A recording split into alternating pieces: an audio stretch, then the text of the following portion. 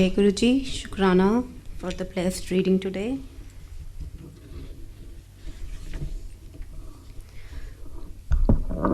आज हम अध्याय 29 और 30 पढ़ेंगे।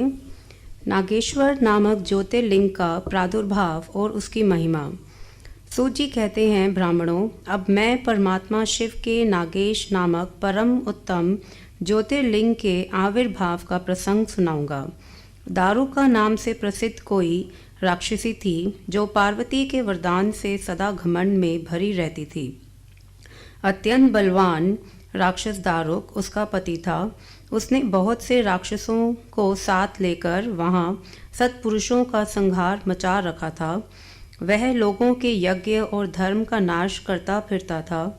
पश्चिम समुद्र के तट पर उसका एक वन था जो संपूर्ण स्मृतियों से भरा रहता था।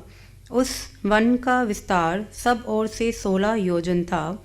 दारुका अपने विलास के लिए जहाँ जाती थी वहीं भूमि, वृक्ष तथा अन्य सब उपकरणों से युक्त वह वन भी चला जाता था। देवी पार्वती ने उस वन की देख रेख का भार दारुका को सौंप दिया था। दारुका अपने पति के साथ इच्छानुसार उसमें विचरण करती थी। राक्षस दारुक अपनी पत्नी दारुका के साथ वहां रहकर सबको भय देता था। उससे पीड़ित हुई प्रजा ने महर्षि और की शरण में जाकर उनको अपना दुख सुनाया। औरव ने शरणागतों की रक्षा के लिए राक्षसों को यह शाप दे दिया कि वे राक्षस यदि पृथ्वी पर प्राणियों की हिंसा या यज्ञों का विध्वंस करेंगे तो उसी समय अपने प्राणों से हाथ धो बैठेंगे। देवताओं ने जब यह बात सुनी तब उन्होंने दुराचारी राक्षसों पर चढ़ाई कर दी। राक्षस घबराए। यदि वे लड़ाई में देवताओं को मारते तो मुनि के शाप से स्वयं मर जाते हैं, और यदि नहीं मारते तो पराजित होकर भूखों मर जाते हैं। उस अवस्था में राक्षसी दारुका ने कहा कि भवानी के वरदान से मैं इस सारे वन को जहाँ चाहूँ ले जा सकती हूँ। यूँ कहकर वह समस्त वन को ज्यों का त्यों ले जाकर समुद्र में जा बसी। राक्षस लोग पृथ्वी पर ना रहकर जल में निर्भय रहने लगे और वहाँ प्राणियों को पीड़ा देने लगे। एक बार बहुत सी नावें उधर आ निकलीं जो मनुष्यों से भरी थीं। राक्षसों ने उनमें बैठे हुए सब लोगों को पकड़ लिया और बेड़ियों से बांधकर कारागार में डाल दिया। वे उन्हें बारंबार धमकियां देने लगे। उनमें सुप्रिय नाम से प्रसिद्ध एक वैश्य था जो उस दल का सरदार था। वह बड़ा सदाचारी, भस्म, रुद्राक्षधारी तथा भगवान शिव का परम भक्त था। सुप्रिय शिव की पूजा किए बिना भोजन नहीं करता था।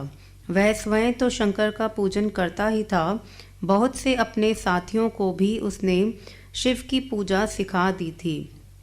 फिर सब लोग नमः शिवाय मंत्र का जप और शंकर जी का ध्यान करने लगे। सुप्रिय को भगवान शिव का दर्शन भी होता था। दारुक राक्षस को जब इस बात का पता लगा तब उसने आकर सुप्रिय को धमकाया। उसके साथी राक्षस सुप्रिय को मारने दौड़े।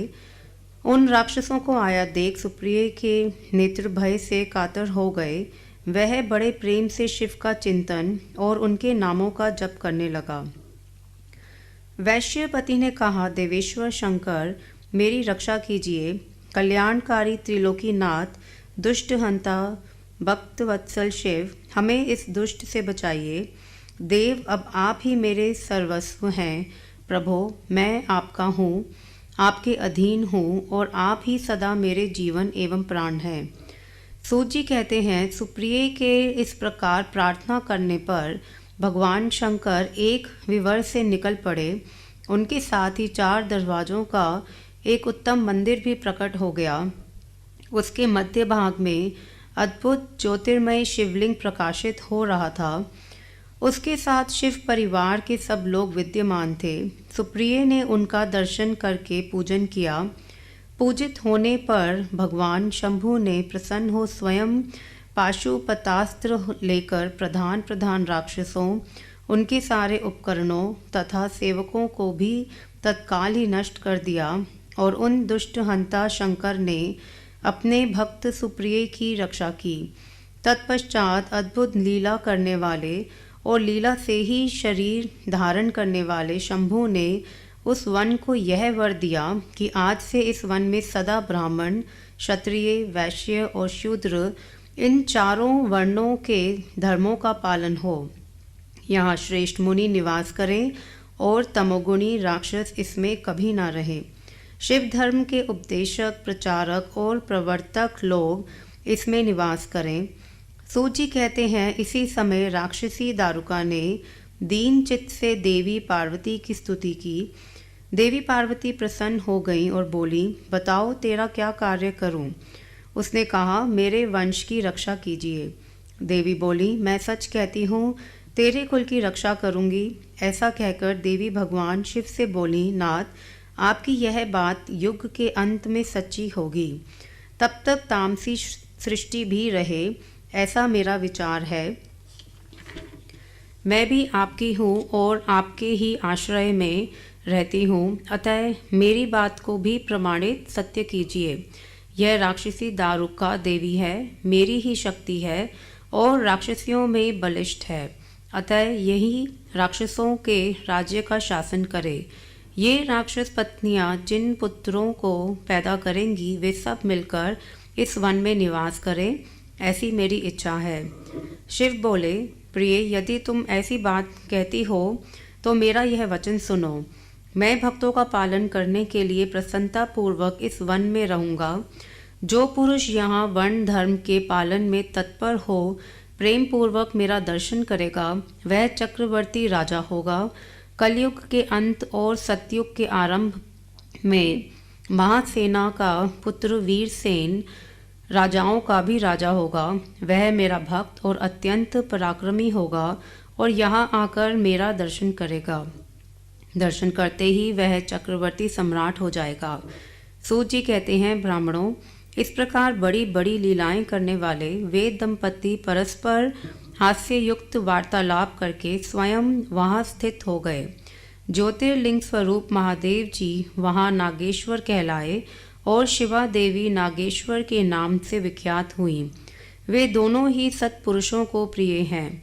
इस प्रकार ज्योतियों के स्वामी नागेश्वर नामक महादेव जी ज्योतिर्लिंग के रूप में प्रकट हुए।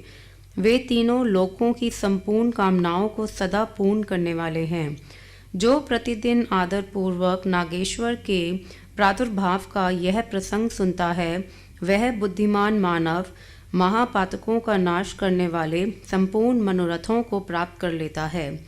अध्याय 29 और 30 समाप्त। जय गुरु जी, शुक्राना गुरु जी।